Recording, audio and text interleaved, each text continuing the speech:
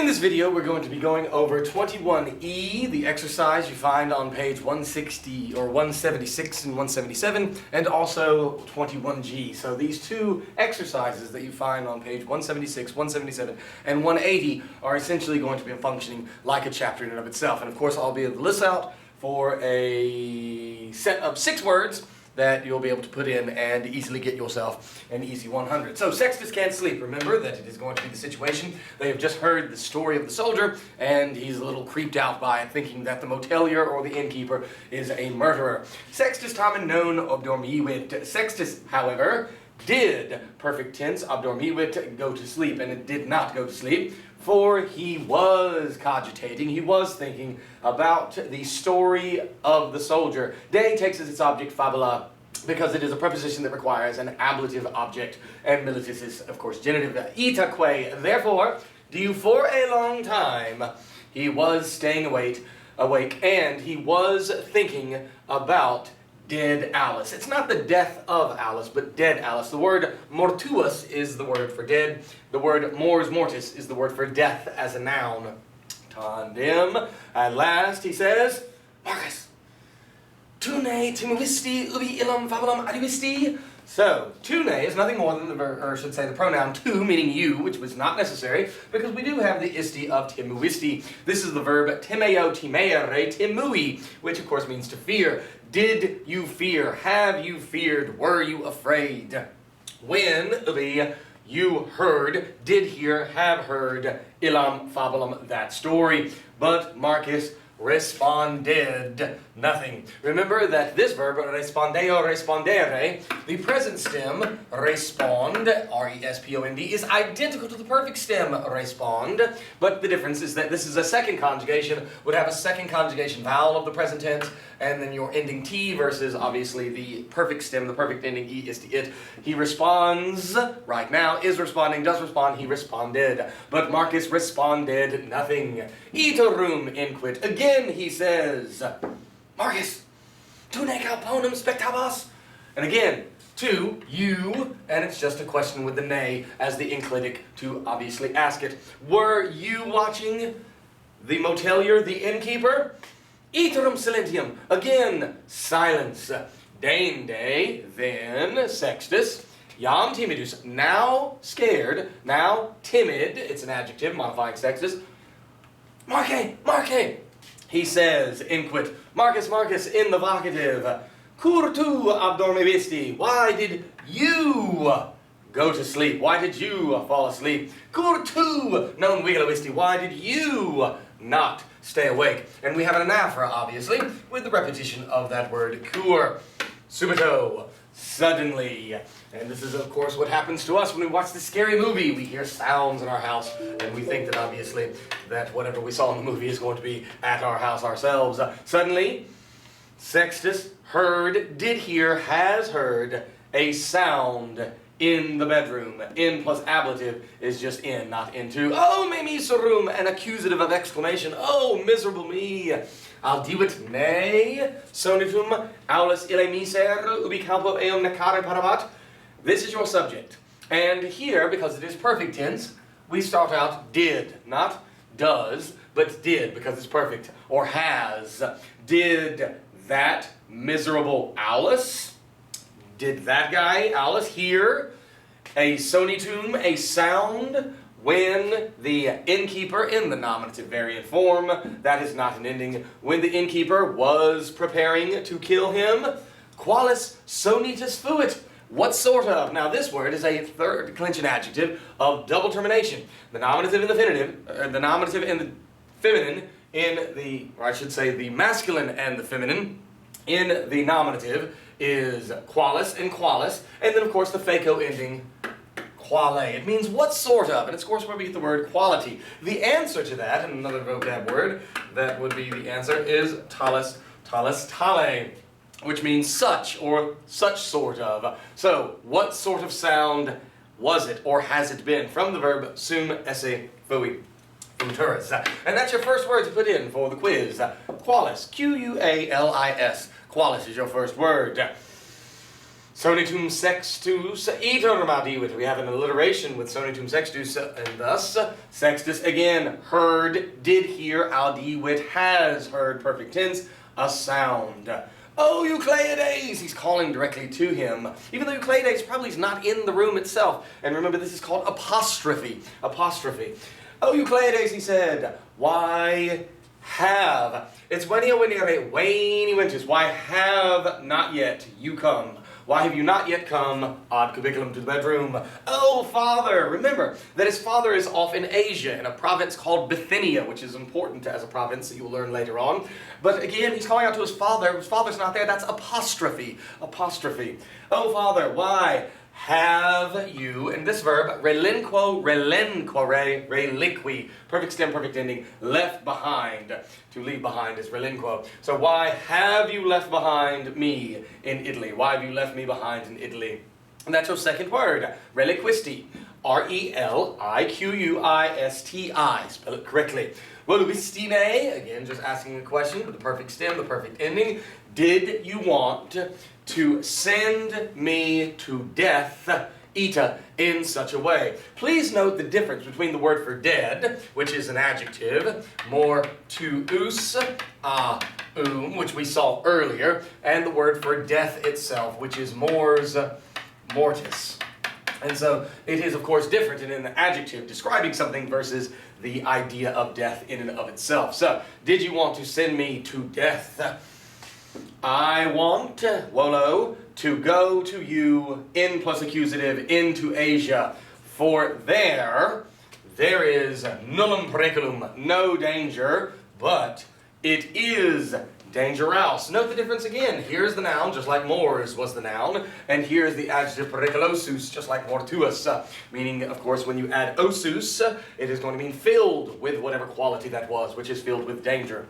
Here, I know because of the long I, to live in Italy. It is dangerous to live here in Italy because you have to stay at these creepy motels with the creepy innkeeper that will come and murder you like maybe Norman Bates that we talked about in class from Psycho. Sextus was asking himself many things. This is substantized because it is neuter, plural, accusative, the direct object of what he was asking, but here is, of course, is going to be then applying things, questions if you would like, for although he was accustomed, soleo solere, does not mean anything to be alone, but to be accustomed to be a reckless boy, now, and so although he was a rash boy, a reckless boy, now he was trembling, tremere, in the bedroom at middle night, or we would say at midnight. Therefore, Sextus, the one having been prepared. Remember, this is the fourth principal part of the verb, paro, parare, paravi, paratus.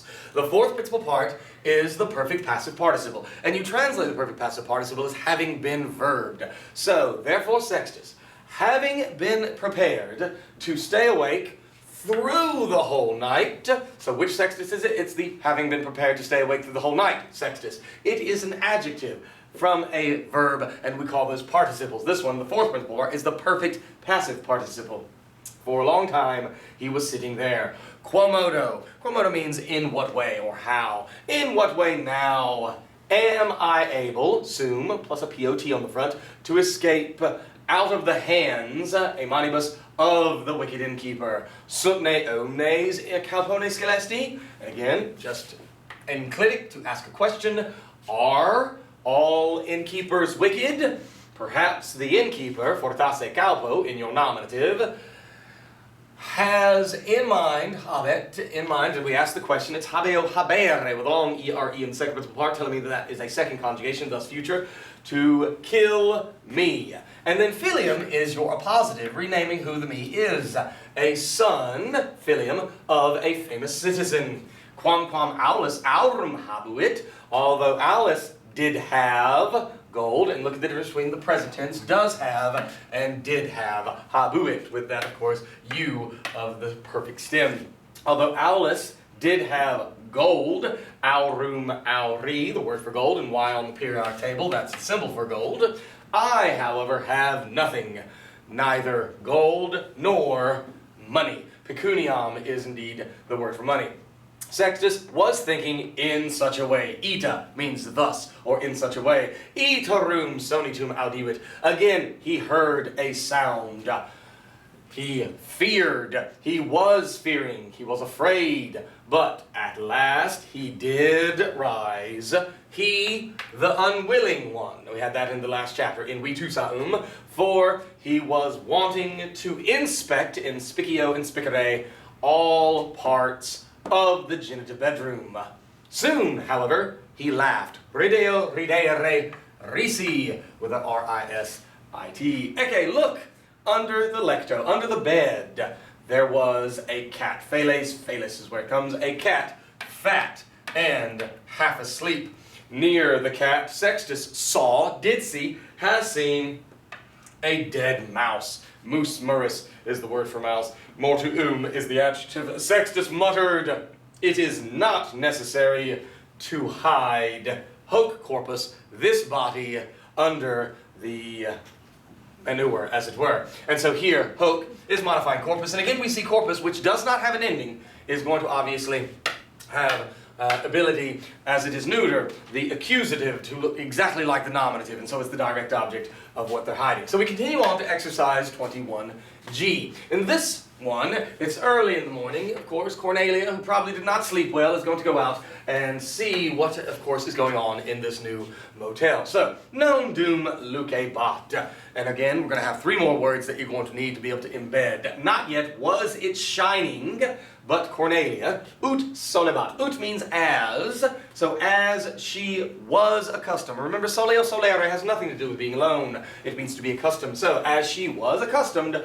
now she was arising already. She was arising. Yam can mean already. She did put on induit her tunica, and quietly, with that long E, she did exit. Do you see the 2 I's? The first I is the last letter of the stem, and then the other I is a part of the ending E, isti, it. She did exit, has exited out of the bedroom, because she was not wanting to wake up her mom. Nole bot from nolo, nole. There's no verb in the sentence, so we just add a verb, and this is called ellipsis, when you leave out a word. And usually in English we use 3 dots to indicate that there should be words there, but ellipsis is what it's called, ellipsis. And the most popular word to have as an ellipsis to leave out is the form of the verb to be. So there was, let's say it's erat, nothing out of the bedrooms of the motel except silence. Nisi means if not, except, or unless. All people, it is masculine or feminine, still were sleeping, with the BA imperfect, but Cornelia was able. It's nothing more than the verb sumesse with POT on the front of it, so was, and then POT means able as a prefix, was able to hear a voice of a slave lady who now was working in the kulina, in the kitchen. Therefore, Cornelia has approached towards the kitchen. And she spotted a woman, a femina, while Cornelia watches in the present tense. See, the, of course, perfect would be spectavit. And remember, this is what we call, as is cantat, a frequentative verb. If you take the principal parts of the verb, this verb particularly, which would be spicio, spicere, speci, see, I'm leaving out the principal parts, that's an ellipsis, spectus. What you can do is you can take the 4th principal part, stem, and turn it into its own verb, and it means to do this action over and over again. And so if this action means to catch sight of, this action, specto spectare, it becomes a first conjugation verb, means to spot over and over again, and thus we express it in English as watch. Same thing here. This is the verb kano, kanare, kikini, see the ellipsis? Cantus. Well, you take that and turn it into a first conjugation verb, canto, cantare, and if this verb means to sing, this verb means to sing, but it means to sing like continuously. It's called a frequentative action. So, while she frequentatively watches, does Cornelia, a woman cooks food, and frequentatively she sings. Cornelia enters, expecting a yes answer. Remember the opposite of none, expecting a no answer, would be noom. But she says, you are the woman who dances, right? So, aren't you the woman who dances? anything that you can express in English to expect a yes answer. And this is another frequentative, because the verb that it originally comes from, salio salire, means to jump. And so to jump repeatedly is to dance. Quid tibi nomen est. What is the name for you? Here we learn that in the dative case, you can use it just like the genitive case to show possession. And it very often is used with a form of the verb to be. And so it is showing possession here. What is the name for you? For example, this is the stylus for Mr. Adams. And that shows possession just like genitive does. Nevertheless, ito ero. Thus, truly in such a way, I am a dancer, the one who saltats. They call, this is a new verb in this, of course, chapter or exercise, appello appellare. They call me Elissa. Quis est tu? Who are you? Quis means who, not what. And that's your fourth word, appellant. Put it in, A-P-P-E-L-L-A-N-T. Cornelia responds, ego sum Cornelia. I, which we don't need the ego because in the verb you have the ending, I am Cornelia. Who taught, did teach, has taught, dokeo dokere dokui, who taught you to dance? The Ancilla, cum risu, the slave lady, with a laugh says, when I was living in the city Gades, and this is a city on the western coast of Spain, with my parents, cum plus an ablative is with, my mother taught me to dance with castanets, little finger cymbals, to sing, to do many other neuter, plural, accusative, substantized things. Here we have the not only tricolon-crescanes, but it is also an asyndeton. Remember, not enough conjunctions, because we're combining all of them as though they're happening simultaneously. We're almost done, hang in there. So, if you are a dancer, why do you cook food? So she wants to know, why are you cooking if your job here at the motel is to be a dancer? And so she says, fortasse sum saltatrix, perhaps I am a dancer. However, I am a slave lady. And so therefore she is probably going to be required to do other things as well. And what we have here is sum, and then what they are.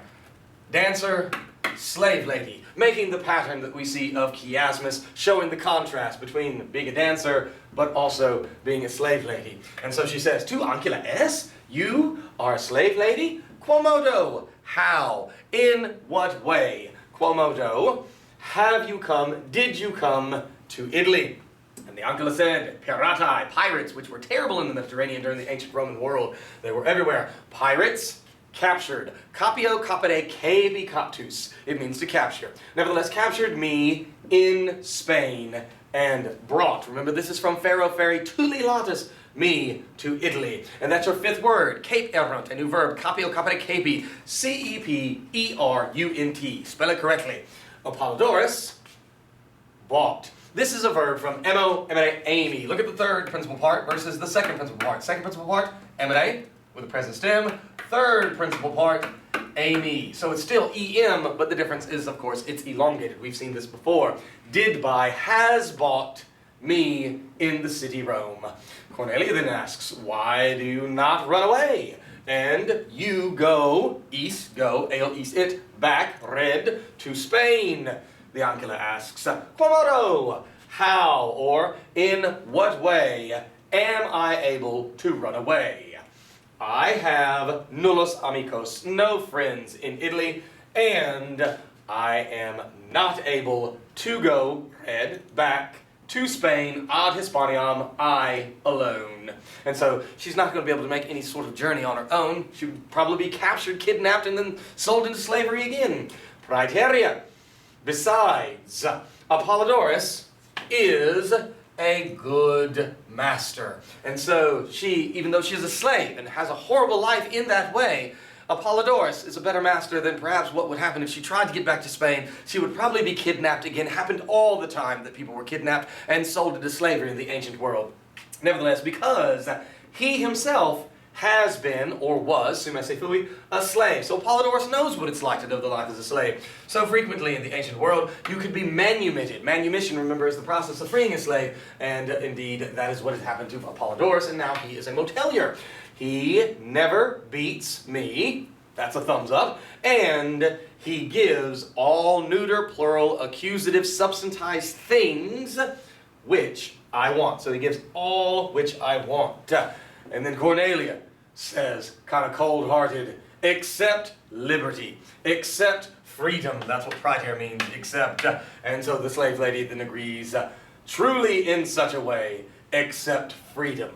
And so she agrees that that's the one thing that obviously Apollodorus doesn't give, but it's a good chance that maybe Apollodorus will free her, manumit her one day, because that is what happened to Apollodorus. Your sixth and final word, amit. A simple E-M-I-T to put in so that obviously you can enjoy the Easy Free 100. A little bit longer, but we had 2 passages, and I hope that you study and do well.